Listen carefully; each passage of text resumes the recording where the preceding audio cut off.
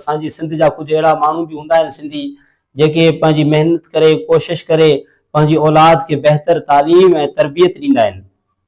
जेके ॿाहिरि मुल्कनि में रही ईंदा आहिनि ऐं कुझु तालीम हासिल करे ईंदा आहिनि बहितर पंहिंजी ज़िंदगी गुज़ारण जे लाइ, ऐं पंहिंजे इलाइक़नि में पंहिंजे मुहल्ले में ऐं पंहिंजे अड़ोस ऐं पंहिंजे पड़ोस में ऐं पंहिंजे ख़ानदान में जीअं असां हिकिड़ो बहितर कमु करे सघूं, बहितरीन तरीक़े सां असां उनखे उजागर करे सघूं। ऐं उनजे माउ पीउ जो मक़सदु बि इहो हूंदो आहे कि असां पंहिंजी औलाद खे तालीम ॾियूं जीअं पढ़नि ऐं सुठे तरीक़े सां अचे करे पंहिंजे इलाइक़नि जे माहौल खे बहितर बणाइनि। ऐं कुझु माण्हू दीन जी तरफ़ बि वेंदा आहिनि, दीन बि हासिल कंदा आहिनि ऐं उनजो मक़सदु बि हूंदो आहे कि असां पंहिंजे जेको आहे न पुट खे पढ़ायूं, हाफ़िज़ कयूंसि या मौलवी कयूंसि या कारी कयूंसि ऐं दीन जो कमु करे पंहिंजे इलाइक़नि में अची करे माण्हू खे क़ुर ऐं हदीस जी रोशनी में कुझु सम्झाए। छा अगरि इहे ॿई माण्हू इल्मु हासिल करण खां बाद में, तालीम हासिल करण खां बाद में अगरि उन के बावजूद भी अचे करे कंहिं वॾेरे जे पेरें पवनि था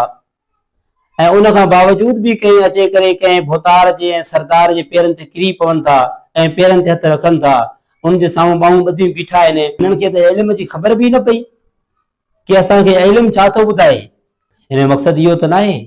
कि इल्मु हासिल करण खां बाद में मौलवी थियण खां या हाफ़िज़ थियण खां या इमाम थियण खां या दुनिया जी तालीम हासिल की, उन एतिरो पढ़ी आयो, ॿाहिरि मुल्कनि मां पढ़ी आयो, कॉलेज मां या यूनिवर्सिटियुनि मां या स्कूल मां इहो तालीम हासिल करे अॼु बि भोतार जे पेरनि ते किरे पियो आहे, इहो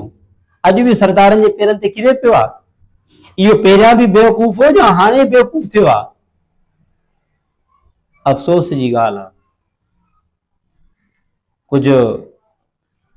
सोचो, पंहिंजे लाइ न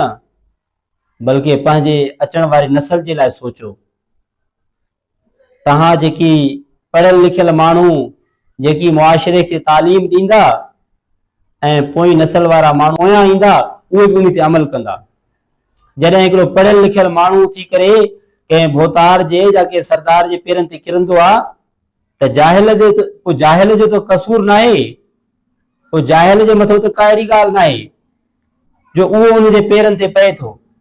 असल कसूर उनजो आहे जेको पढ़ियल थी करे समझदार थी करे भोतारनि जे सरदारनि जे पेरनि ते किरनि था। तालीम जो मक़सदु इहो हूंदो आहे कि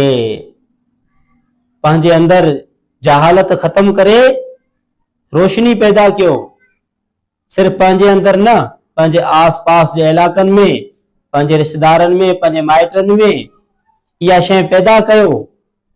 कि असल असांजी